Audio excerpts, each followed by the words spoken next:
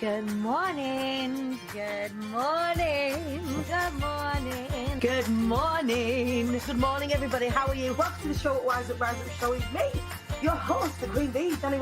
How are you feeling? As we chat this morning to the devilishly handsome, the fabulously wonderful, the incredibly knowledgeable Mr. Fidel Hill, the modern man. Good morning. Jodie Salt, good morning. Fabna Reddy, good morning. Elise Woodbine, good morning. The devilishly handsome Ian Dixon, good morning, sir. Shut up, for f***'s sake. Jesus. The fantastic Lizzie Jackson Barrett, good morning. Josephine Sandra, everybody, good morning.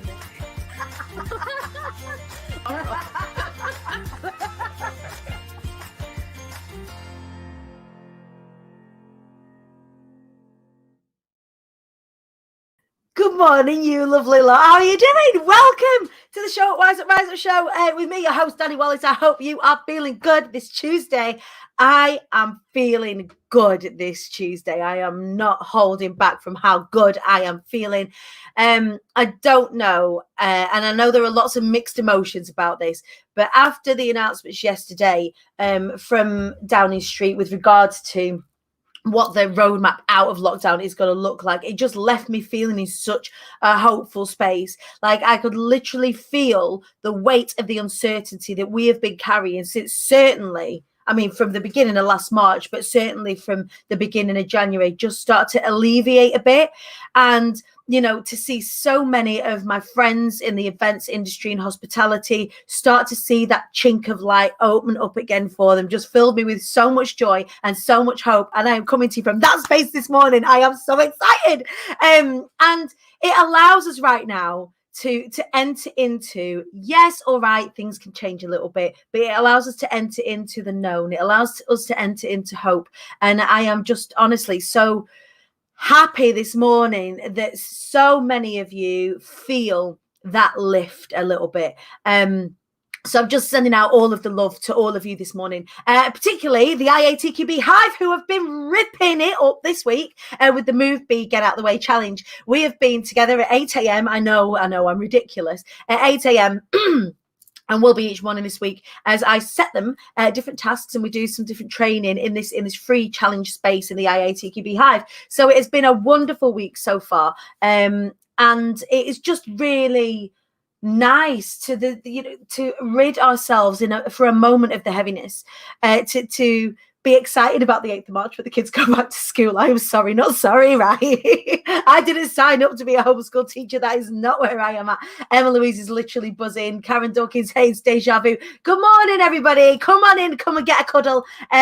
Let's lift ourselves up this morning. We had a great show yesterday. The fantastic Becky Thayer joined us from Plymbrook to talk about finances and to talk about the more practical side of business and the fact that when you take control of that, it allows you to make much better, much more sound business choices, right? One of the best things I ever did for my business was to stop being frightened of my finances and realize and heal that rift that I had had with money over all these years, that money was something to be frightened of. Money was something to be scared of. You know, the tax man was something to be feared. And actually, by surrounding myself with people like Becky, with people that know, people that can support me for the things that I don't understand, that I can actually build a really strong business, create those fantastic foundations. Now then, with those foundations in mind, one of the things that we need to build on is our self-awareness. One of the things that we need to build on is our knowledge of ourselves.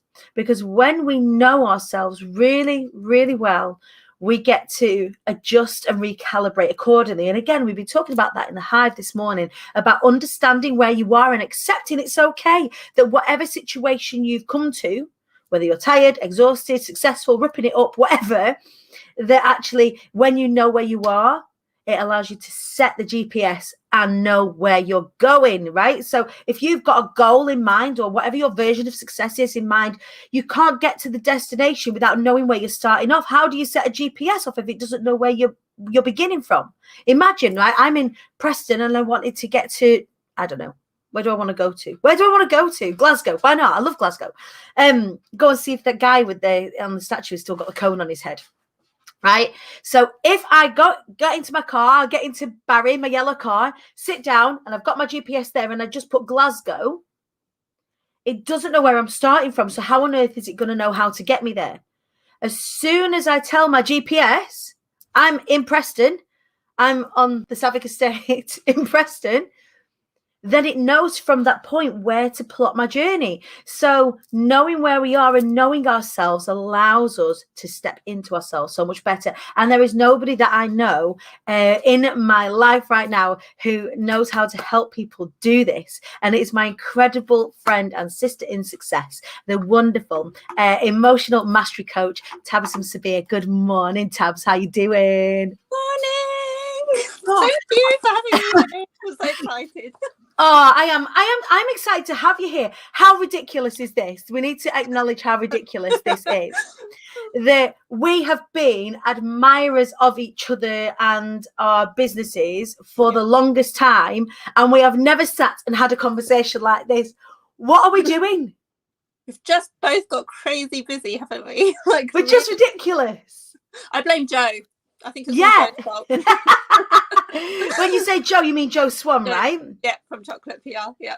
Right. So Joe Swan has been our PR mentor for, do you know, it's been 2 years in the next couple of months. We only realised this the other day. Me and Joe did a live together last week, and we was like, it was June 2019. Is that all? Right, that we did Dare to Be Seen. And for those of you that are watching right now, me and Joe have actively encouraged people to do both of our challenges this week, because you will it will skyrocket everything that you're doing. So doing the Move B challenge and then going on and doing Joe's Dare to Be Seen challenge is like firecracker stuff this week. 100%. But me and you started on the Dare to Be Seen program together, didn't we? Yeah, we did. Yeah, it was awesome. I remember seeing you and thinking, oh God, this is the wrong place for me. I'm not ready, because I was so not ready to be seen, which is one of the reasons I was there. But it was just such a lovely, supportive community, and it was just and that was literally, I think, the most pivotal point. And when people talk to me and ask me about my journey, that was the most pivotal point of like me launching and actually getting myself out there. So I love Jo, and I credit her so much, and I was so grateful for her. Same. And I mean, we're going to talk about what it is that you do in just a second. But when you do invest in mentors and coaches and the people that know how to get the best out of you, magic happens. And I think that was one of the things that I was really scared of when I first started out, was investing in mentors. Like I knew my skills. I'm a very skilled person. But then to invest in the people that can help open up those doors and what have you. And that's what people do with you now in your work. You are the most phenomenal emotional mastery coach and mentor for so many people, and there's so many strings on your bow, and I'm going to hand over to you and let you tell us more about the phenomenal work that you do. Oh, you're so kind. Thank you so much. So I'm an emotional mastery coach, and what that basically means is I help women manage their emotions. I do help women in launch for their businesses, but obviously I work with a lot of women that don't have businesses as well. At that point, sometimes people don't know they've got a business inside them because they've lost all their confidence, they've lost everything. They've lost all their belief in themselves, and literally I just hold their hands and say to them, do you know what, this is a safe space where you can be yourself, which is like where we talked about in Dare to Be Seen, how we're so similar. It's all about being you. That's the power that you have that nobody else has, and I think for the longest time women start to think that's the problem. They don't actually realize that's their superpower.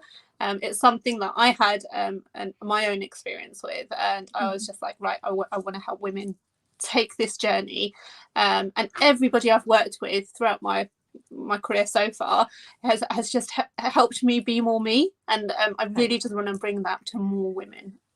And you get to, I mean, you work with some of the most phenomenal people. You've been, some of my closest friends have become your clients and have gone on to just achieve the most wonderful things. And seeing the magic that you help bring back, I think, because I think that's what we do. We allow some of our magic to evade us in the pursuit of creating a home, in the pursuit of doing the right thing, in the pursuit of, being a good girl, or in the pursuit of, whatever version of success is for those around us. It's so funny. We've been talking about this morning in the Hive is that the version of success that is given to us as children may not be your version of success, and that really throws us into emotional turmoil sometimes, right? Yeah, completely. And I think this was part of my journey. Not that necessarily it was my version of success from childhood. I had a very progressive upbringing from a Muslim household. Totally appreciative of my parents, the way they brought me up. They were very pro-education. They were very pro get out there and do things for yourself. But we have this whole cultural problem in the Muslim community. So it's not religion, it's culture. And people often get this mixed up. And when I started working with most of my clients are Muslim women, not all, but when I started working with Muslim women and I actually saw some of the problems some of the Muslim women are facing due to like culture clashes and things, I got really concerned. I was like, it was new to me, because I was like, wow, like I've not experienced this. I've had my other stuff that I had when I got married and had babies, and I had like difficulties going from like a full-time career girl into like full-time motherhood, being a stay-at-home daughter-in-law. It was just crazy. But these women are experiencing different problems from their culture and from their upbringing, and really I was just like, well, you need to bring your best self. They'd lost their identity, and they were so into people pleasing, and they had no idea they were self-sabotaging, which is something you know about. It's been a phenomenal journey, and it's been an honor to actually coach women and see them through to the other side and see them really, really sparkle. And that's that. I think when you're in the service industry and you're good at what it is that you do, and you do it with integrity, that's what it is. It's an honor. It's an honor to see the light bulbs switch on. It's an honor to see the doors start to open. It's an honor for those people to start peeping around the doors going, is this for me in here? And you're going, yeah, go on, go get it. Like, you can, it's yours. Go get it. And I think that's such an honor to, and a calling. Not everybody is called to do that sort of stuff, and for you to be such a champion for women, particularly in your case, to be reclaiming those things for themselves, because these are walls that have come down for us over time that we haven't built. So by breaking down those walls and realizing that that's permissible, that's allowed, we're allowed to do that. We're not breaking laws by doing this. It's like you say, you can still be 100% within your faith and still do this. So that, bringing that to the table, that understanding that culture versus faith, things become much more permissible. Like, I can do this and still be good with and still be good with myself and my relationship with God. Like, still go and fucking, sorry, swearing, but still go and fucking get it. 100%. Be powerful. I love it. If we go back to the faith stuff, a lot of women will come to me and say, "Oh, do you know what? I can't do is my favorite. I should do, and I can't do my favorite lines in coaching." And it's really interesting, because if you go back to the faith, one of the people that we look up to most is wife of the Prophet Khadija. She was a business owner. The Prophet Sallallahu Alaihi Wasallam actually worked for her for the longest time, and it's just like you sit there going, what, like, how have you got that from this? And it's a complete culture clash. And we were talking about in the group recently, we were talking about divorce and culture, and there was somebody who was a convert to Islam, and they didn't understand the South Asian culture and how much it impacts the way that we do things, and they're like, but I don't understand, this is not Islam. It's not Islam. And it's actually really funny. And unfortunately, what's happened is probably the older generation has brought over their stuff, and the younger generation are just starting to go, well, I probably have to do that. And they're guilted. And all these emotions then come into play of like, I need to do this, or I need to people please. I need to, there's a lot of guilt, unfortunately. There's a lot of encouragement in the wrong way, let's just say. So we're trying to reestablish the grounds on that. There is this, and I say this often, and I'm finding this across my work as an ally. I'm finding this across my work in just working with anybody who's not a straight white man. And I love you, straight white men. I married one. Like, please don't think that I'm man bashing here. I'm not. But when sleeping women awaken, mountains move. And I think that I had an incredible conversation with a Nigerian friend of mine yesterday who was talking about spirituality, and that actually coming forth, particularly women of colour coming forth in their spirituality, is necessary right now, as everybody is starting to wake up to realise that the things that we've constructed around us aren't connective things, and we are connective human beings. We are energetic beings. So when we, the work that you do, like coming on the show, immersing yourself in PR, allowing yourself to be seen and getting yourself out there, actually allows the women that are in our wider communities to go, fucking hell, Tabs is doing it, I can definitely come and do it. Like, I'm like, you're paving the way for so many people. Exactly. You're paving the way for so many people by allowing yourself to just own the hell out of everything that it is that you're doing, and it's just ace. It's just you inspire the bejesus out of me every day. I just do want to say it is scary for me. Like every step is terrifying, but with that in mind, that whole thing that you've just said, knowing that people are watching and people are going, actually, if she can do it, I want to do it. That is the thing that keeps me going. When I did Dare to Be Seen, I was absolutely terrified. I remember. I was a completely different person in Dare to Be Seen. I've evolved so much, and the reason for that is I do put myself in places. It's scary, but it's what I've learned is it's everything great happens outside the comfort zone. So and everything great has happened outside of the comfort zone, because like, again, watching your trajectory is been very similar to mine. If we look at the last 2 years together, and both of our businesses have done this as we have both allowed ourselves to be ourselves in our wholeness, to not hold back anything from ourselves, to allow when people ask us questions about stuff to be okay with answering them, and leading in that servant space.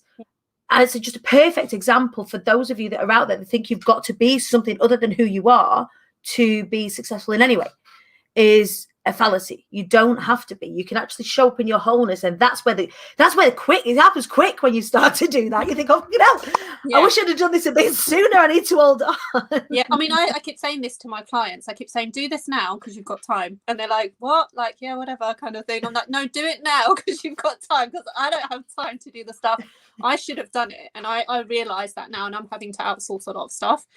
Nothing wrong in that, of course, but I just keep saying to my clients, do it now, because come down the line, you're going to get super busy, and you're not going to have the time to do this yourself. You just enjoy it.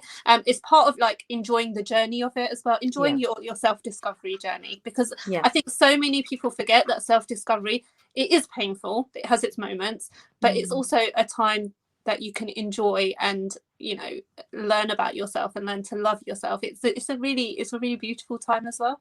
It so is.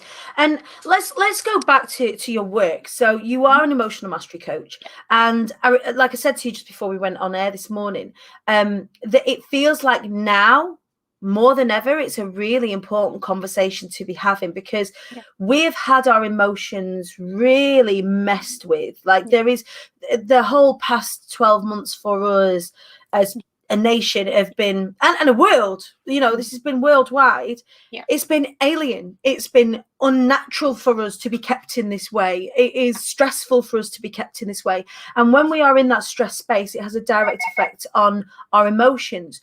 Talk to us a little bit more about what you've been finding and what your work does with helping people recalibrate, I guess, instead of sort of manage ourselves, I guess. Do you know, I think what was really interesting about this year is that it really, really showed, because even for people that have been in self-development for some time or have been in personal development, it really showed things that you've never seen in yourself before. It was, like you said, unprecedented time. So it was really, really interesting to see a lot of women come forward. I found there was a lot more women coming forward for self-development, personal development work, which was really, really interesting. They actually took the time to take a step back and invest in themselves. The upside being a lot of us were furloughed and had some time on our hands. So I found a lot of more people reaching out, a lot more people willing, a lot more people open to learning about themselves. And what was really interesting is that we just took, I'm talking about the positives of this now. Some people just took a breath and were actually like, oh my God, what am I doing? Like literally, it was just a stop moment where people like, what am I doing with my life? Like, look what's happening in the world, and what, like, if something was to happen to me, what legacy am I leaving behind? What am I leaving behind for my children? And that was super powerful, as much as, you know, the restrictions that we had. Then all of a sudden there was homeschooling added into that. All these people, you know, oh God. you know, there's so many women I spoke to that said, oh, I'd love to homeschool my kids, and they're like, I never want to homeschool again. Ever. Without threatening with our children with like, if you're not good, then you're gonna have a week off school. They're like, no, mum. But seriously, like I personally have got a newfound respect for teachers, because I've never wanted to be a teacher for good reason. Right. But I just realized, wow, the power and the energy that goes into our children and to develop them in certain ways. But then we also took a step back, and even with the kids at home, we started making personal development plans for them. So we started to think about what's good for their future. What is it that they want to achieve? Sitting down with them and speaking with them. What is it that you actually want to achieve in your personal life? So, for example, my son, he was talking about being more patient, and he wanted to give more charity, which I thought was really lovely. And we were thinking of ways, I know, we were thinking of ways that we could do that.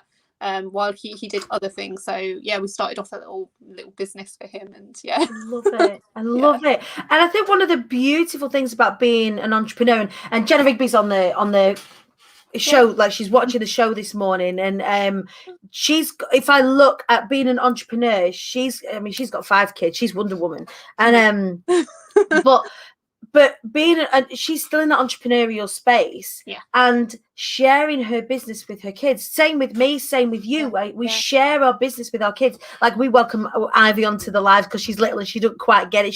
She does get it. She absolutely knows. And she comes onto the live to come and wave at all my friends, and you know, my big girls see and overhear the conversations that we have. You know, it's been a year of the show at Rise Up Show. So every single morning, amazing, they get me having these incredible conversations with the likes of you, and they wouldn't have had access to that had we not had this time off. So it's really, I find it fascinating when Poppy, for example, she's 13, will sit down and she'll go, can you tell me about, you know, you had an emotional mastery coach on this morning. What does that mean? She wouldn't have had that conversation 12 months ago. She'd have just been in school doing, you know, Pythagoras theorem, which she hadn't asked about. So I think there has been a balance of understanding and this real stop point. And I think that for many people of a certain age, I would say, you know, from sort of 30 through 55, 60, have had this eye-opening realization. I don't think I would have had the same realization in my 20s. No, I think, you know, I would still be kind of lamenting my teenage years and still wanting to party and all of that sort of stuff. But in my 30s now, I'm thinking, that really was a stop moment there. That really was a time when I saw all of my friends and around me make these kinds of decisions. But it hasn't been that easy for everybody. No. And I would love to hear from you a little bit more about some of the work that you do around that emotional mastery, because as women, we are often poo-pooed, I guess, is the posher term, but it's because of the way we externalize, because of the way we process things. Men internalize the way they process stuff, we externalize the way that we process stuff, and in a masculine environment, and we live in a patriarchy, whether we like it or not, in this moment of time, even though sleeping women are waking up and it's fantastic, our emotions are often dismissed and we are often disqualified from serious conversations because we are emotion led. How does your work fit into that? Okay, so this is the interesting thing, because you know, like when we often talk about emotions and not being seen, it is usually because, like you said, we're seen as emotional creatures and we're discounted from certain conversations. My work really focuses on your emotions empower you. Okay, your Right. emotions are not something that disempower you. They're the reason you need to be in the conversation, because you get something Right. on a whole different new layer than other people. Like the people that the women I work with, a lot of them are empaths, highly sensitive peoples. I don't really do labels, but yeah, that's what we are. And what I have found is that people they've been knocked down their whole life of like, oh, you're too sensitive, or you take everything personally. Really gaslit a lot of these people are. And I sit there and go, okay, what if that was your superpower? What Right. if that is the thing that makes you extremely special, that helps you tap into other people's superpowers and helps you to do something that you could be really good at? And then I help women to find businesses from that aspect. And that has been the joy that has really come out of these conversations. I think a lot more women are really standing up for themselves and their rights and what they should be absolutely entitled to. There's been a lot of women that have come to me and said, you know what, I don't feel like my marriage is working out.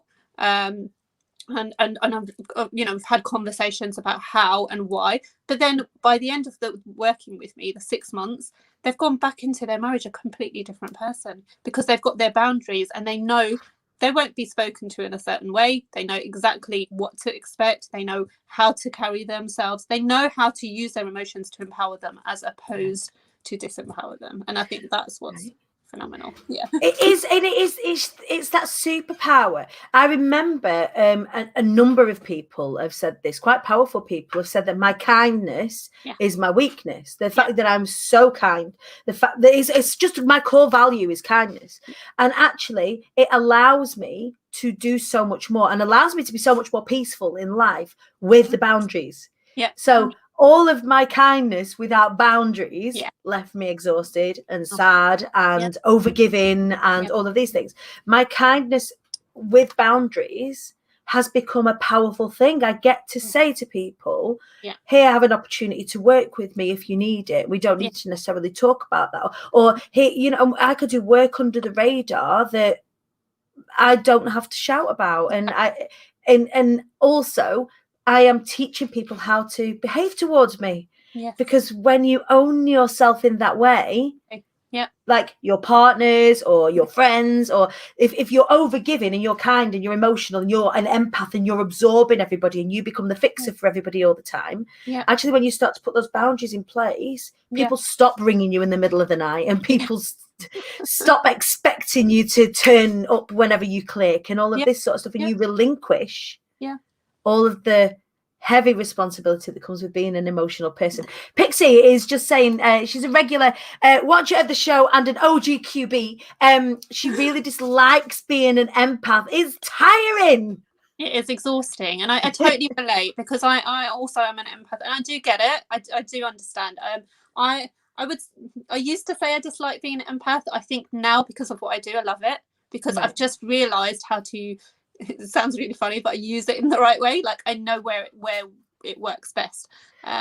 With the problem with empaths is that you often feel things when you don't want to. It's just a natural calling. But I think what I've realized is that, again, it's a superpower. So just you can utilize it at the right time. And I often talk about the kids with The Incredibles. It's about holding your power and using it at the right time for good. It's not about allowing it to control you, or kind of let things get away and deeply affect you. It's like anything, when it's a strength, when it isn't honed, like just like going to the gym, then it can be overwhelming, and it can be, you're not harnessing that power in the way that you would like to. It's like having an electricity about you that if it's not harnessed and channeled, then it's hard for it to do less good, like it's difficult. So when you're harnessing it, and when you're learning from people like yourself how do we harness that so that it can become leverage, it can become the superpower, it can create change, it can make your life much richer, then that's when the magic happens. So how do you go about doing that with people? So if you're like if you imagine all of your people that come to you, they're like James Bond in training with these incredible, like the Captain Marvel in training with these phenomenal superpowers, and you're like like sorting them out and queuing them up with all the tools that they need Oh, in order to make sure. I'm going to use that in my copywriting. You're welcome. I love an analogy. I love it.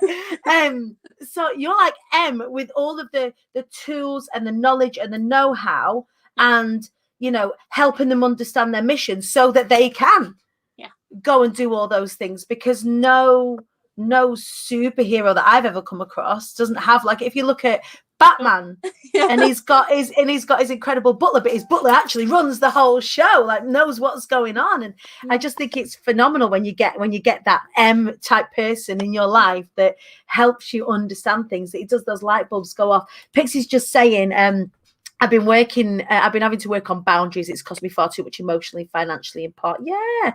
Others are further on in life, buying houses at expense. Yeah. Oh, totally feel you. This was me like a few years back. So this is the thing that women do. Women compare. Okay. And this is one thing I really want in this platform. Stop it. Just stop it. Just take a moment. Yeah, exactly. Take a moment and take a step back. Yes, I appreciate, because I've been there. I was that same woman that I was crying because I didn't have my own house by the age of 30, because that was an expectation in my culture and my community.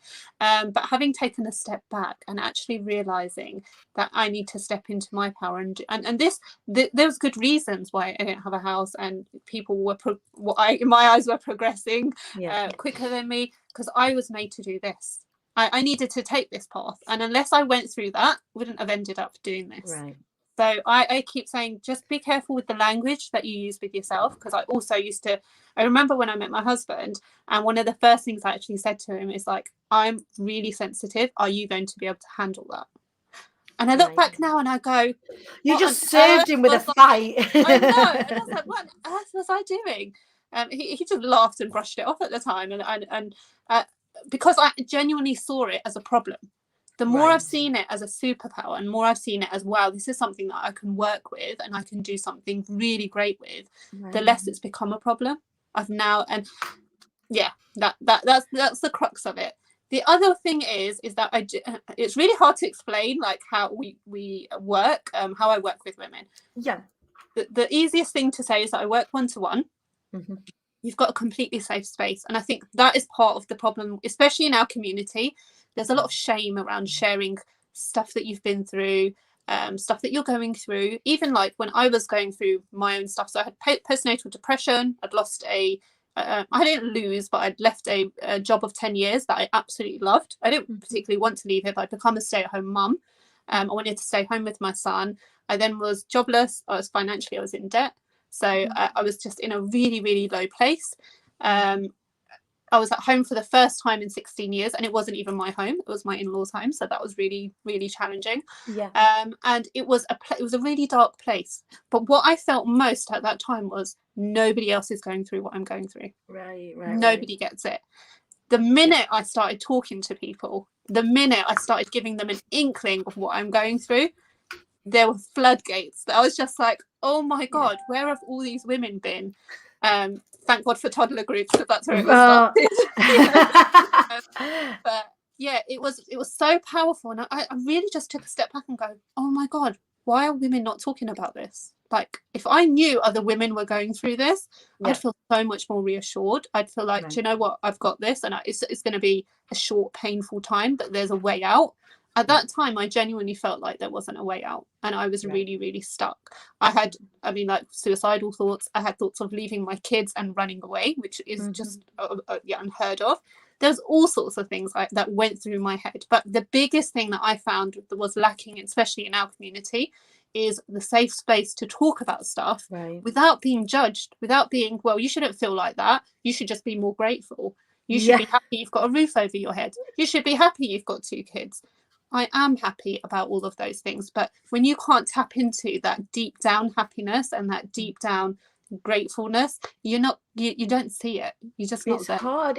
It becomes mute. Everything around you becomes mute. So that, yes, one of the antidotes for not great situations is gratitude. Yeah. But also it's understanding that it's hard, not hard to be grateful. You've got to relearn how to be grateful again in order to come out of it, because your brain has been wired to just being in that survival space, because you're not living in your wholeness, because you have, I mean, you particularly, but most people that go through this feeling, this muted sense of gratitude, this muted sense of happiness, or, you know, even as far as depression, have had to be something that they didn't choose to be. They're not in the responsibility of their lives. Life is happening to them. They are not happening to their lives. And when we start to take back that responsibility for ourselves, and we are making moves that are ours, that we are choosing to, we are empowered to do so, then it's much easier to, I mean, even my body language is lifting back up, because you find yourself in that heavy space with no choice to a space of choice again. And when you're in that choice space, it's much freer, and you're able to be thankful for the things around you, because you've chosen those things for yourself, right? It's really interesting, because I'm working with Simon on copywriting pages at the moment for my website, and it was really interesting because we were going through some of the stuff, some of the content, and it was like I didn't want to go back there. It was like I kept on saying I don't remember what it feels like, but actually when we dug down deep, I did remember. I was in floods of tears, and it was really, really interesting, because I was just like, I think when you're so far from it, that's the last thing you want to remember. But when you're in it, you don't see anything else. You don't even see a door or a way out. It just is what it is, and it feels close. And again, a similar experience when I was writing my book, I'm the Queen Bee. That whole, there was like 3 or 4 chapters where I had to go there. Because when you're writing, particularly, you'll find this when you're writing your copy, when you're writing, you have to use more words to illustrate and paint the picture, which you don't necessarily have to do when you're just talking, because you've got your body language and your tone. And if something is bad, then your tone will attest to it, and your body language will attest to it. When you're writing, you don't get the same liberty. You don't get this. You have to use more words. And when you use more words, you've got to really go there to make sure that you're articulating it in the right space, and that you end up. But it is in that spot that you do the most incredible connection, which is why I know that the copy on your website, the copy that you create, is going to be phenomenal. Just like I know that my book was and continues to do well with incredible reviews, because when you allow yourself to go there, that's when the sparks happen, and that's when you start to really connect, don't you? Yeah, but the other thing with the women that I work with, sometimes I don't feel like they know that they're there, and that takes me back to my time of like when I first started having coaching, I kind of didn't think I was the problem. I went for coaching because I thought everybody else was the problem. Yeah. Oh, that was really interesting. And actually, outwardly, and I often tell all of my clients, I talk about this constantly, outwardly, my world hasn't changed. I'm in the exact same space. I live in the exact same house. I drive the exact same car. Nothing's changed. I live in the same street. The only thing that's changed is my internal self and my internal rep of the world. And I think that's what's really powerful. You don't have to change anything. What will change is what's inside you, and it's already inside you. You just need to be able to unlock it. So it's such a powerful concept, and the fact that you're, like you say, you were in that space before and you are in that space now, and the thing that has changed is behind your eyes and between your ears. And in your heart as well, and that's where that incredible work is done. And that's why we have phenomenal people like you and communities like this, because the concept of safe space was only really something that I come across in the last maybe 6 or 7 years. The concept of safety in a space, it isn't necessarily like your friends or your family or the people that even know you. Sometimes with it might not be counseling or therapy or whatever it is that you need. It's just having somewhere to breathe and exhale and go, do you know what, I'm feeling like this, and I know that I'm not going to be judged in this space. I'm going to say the things and then I'm going to dust myself back off again, and I've had the outlet. But when you're keeping it all, and then it gets busier and the walls get thicker and thicker. I can't thank you enough for that incredible work that you do for so many people. And I could talk to you on this all day, because honestly, you light me up with this shit. It's amazing. But what I would love for you to do is, for anybody who, what we've been talking about has resonated this morning, how do we come and hang out with you? Okay, so loads of places. So there's my website, tabassumsabir.com. If you're not on social media. Otherwise, there's a Facebook group, which is a really close-knit community. I see the conversation we were having this morning. You totally get me. I don't have a huge community, but I have a community that is so close-knit and so supportive. And Right. I love spending time in there. You get the best of me in there. I go live in there a lot. So that would probably be the best place. It's called Beautiful, which is the name of my brand. And, Beautiful. Beautiful. Yeah, it's all about being you and just Right. accepting you and allowing yourself to flourish. So yeah, that would probably be the best place. Yeah. Fantastic. So be beautiful. And of course on the Instagram as well, same all the way across the socials if you're there. But please do go and check Tabassum out, because she is a wonderful person to have in your life and an energy to, you know, when I talk to our community about curating what you see on social media if you're on it. Some people say, who was I talking to? I was talking to someone last night about somebody hating Facebook. I hate Facebook. I'm like, I love Facebook. It's my favorite place to be, because I've chosen who I see. I've curated my feed so that I'm only given people who inspire me and who lift me up. And you are absolutely one of those people. So thank you for coming on to the show this morning. Tell us what's coming up for you, actually. You've got some exciting things coming up, lady. Yeah. So I've got coaching training launching in September. First one's already booked out, didn't even advertise it. So I was just like crazy. Launching in November. So that's really exciting this year. So I'll be training my own coaches. I found when I was working with a lot of women, they're like, I'd love to be a coach. And then when you get coaching training, you kind of don't know what comes after that. You get given this wonderful manual and you get these tools, and it's like, great, how do I now start a coaching business with it? Or how do I know what my niche is? Or how do I know what my passion is? So I've added on a wonderful training with that for all coaches qualifying with me. So that's really exciting. I'm really excited to bring some new coaches into the industry. Secondly, I've got book launching, so that's really exciting. When is it launching? Have you got a date? Do you know, I did put a date on, but then it was really interesting because when we had Abigail's training, she was just like, don't just bang out a book. And actually, when in hindsight, I was like, am I just trying to bang this out? And actually I was. And I was just like, okay, I don't want to do that. I really want to put something out there that's really, and I've got so much going on between now and September that I'm actually going to change the date to probably later on in the year. Right. Okay. But what I would love to say is that when you do that, please do come back on the show and let's talk about your book, because I know it's going to be super powerful. So much exciting stuff, Mrs. But please do stay in touch with the show. Please do stay in touch with the community as well. I'm so proud to be associated with you. I'm so proud to be your friend. Thank you for being in my world. Thank you for being on the show. The phenomenal emotional mastery coach, Tabassum Sabir. Thank you. What a cracking show this morning. We went there today. We absolutely went there. Empaths, sensitive people, you are powerful. You are absolutely, it is your superpower. Whatever your emotions are, once you learn how to harness them, they become your superpower. And I think that's the biggest takeaway from today's show. We're doing more of this work over in the IATQB community as well. Make sure you head on over there. IATQB Hive, it stands for I am the Queen Bee. You are too, or the King Bee, or the Royal Bee, or the Sovereign Bee, or the Prince Bee, Princess Bee, whatever. If you are a Sovereign Bee, ready to do the work on your personal development and your business, you want to head on over to the IATQB Hive, where I will look after you, lead you, and hold some space, as well as having a little bit of a laugh with you along the way. Make sure you go follow me at the Queen Bee Dani across the socials. I think we are about 3 or 4 people away from 3,300 people on Instagram. So telling you about the swipe up, Operation Swipe Up, that was happening right now over on Instagram.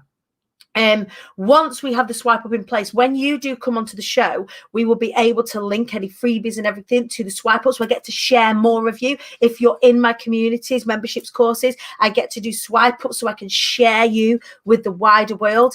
So if you don't follow me already on Instagram, please make sure that you do. All right. Have a wicked day. I'll see you tomorrow if you're in the Move Be Challenge at 8 a.m. If not, I will see you here at 9:30 for more showing up, wising up, and rising up. Take care, everybody. Have a good Tuesday. It's been a good day. Feels like a good day. The sun's shining. Go get it. See you later.